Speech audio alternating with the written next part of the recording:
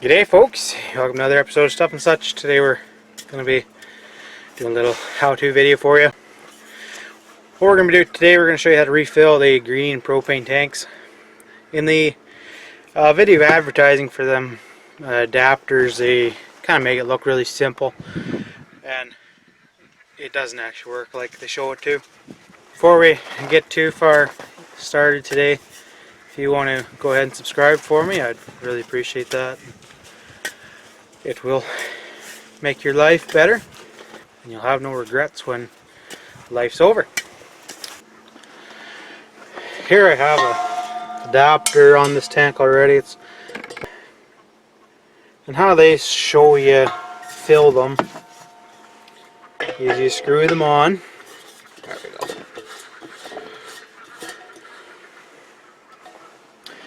So then you screw it on, and then you flip it upside down, open her up, and it goes in.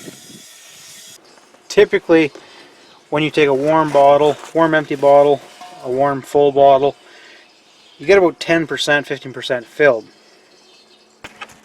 Now the next method you can use, it's a little more finicky, but where it really works is when you're in a bit of a hurry. You don't always have the time. So you can get a pair of small forceps, and it goes on this release valve in there, and that way you can pull it.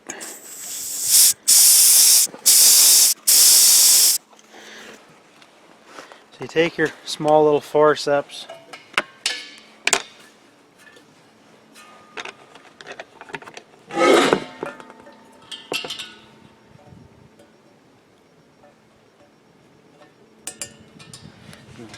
snap them on there so they stay there.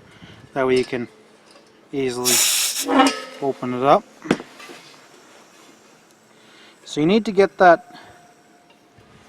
You need to get the release valve closer to the top, because the liquid propane is heavy, so it's probably sitting about like this.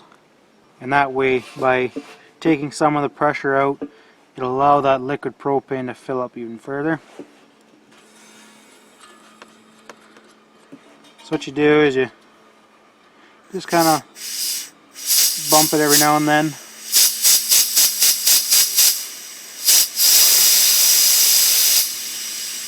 Let it flow.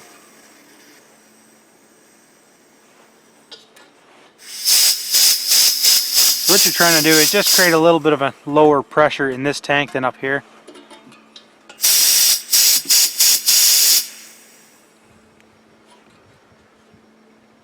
I'm going to focus in here for you. So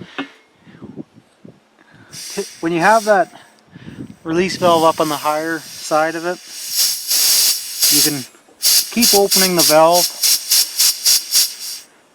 until you have liquid propane shoot out, and that's when you know she's real full.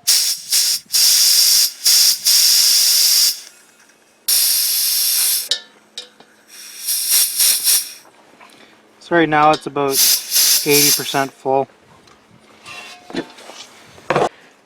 One thing I should let you know is that sometimes they can leak a little bit from the fitting after being filled. One thing I try and do, if I notice that they are leaking, I will put them on a device that I'll be using. It's probably about one about every 4 of the leaks.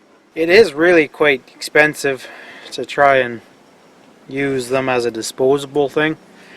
I imagine that in the future a company's going to come out with a exchange program for them, because it is kind of an environmental issue that there's, I imagine, thousands of these things end up in a landfill. So I don't know if I got a real good shot of what was going on, so I'm going to kind of go over it here with you. So when you're filling them, when these things are warm and you're trying to fill them up in a hurry, if you get some small forceps, you screw it on, and then you open your valve, and you'll hear it flow in for a little while, and it only really equates to probably 10 to 15% as I figured anyway.